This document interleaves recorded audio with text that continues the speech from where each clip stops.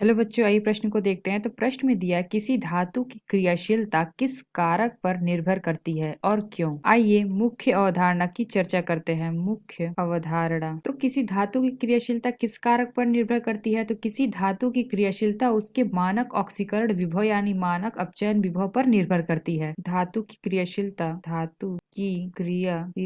के मानक अपचयन विभव पर निर्भर करती है। तो धातु की क्रियाशीलता उसके मानक अपचयन विभव या मानक ऑक्सीकरण विभव पर निर्भर करती है। तो हमने क्या बताया कि धातु की क्रियाशीलता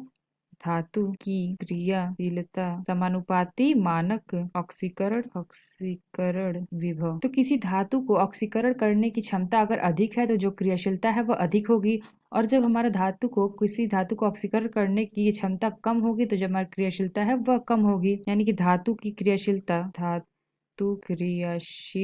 समानुपाती 1/, मानक अपचयन विभव।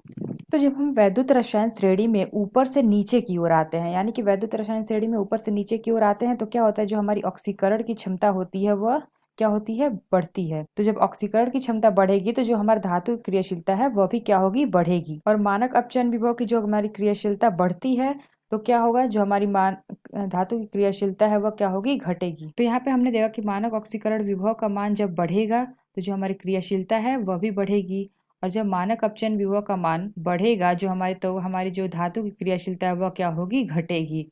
तो आशा करते हैं आपको समझ में आया होगा। धन्यवाद।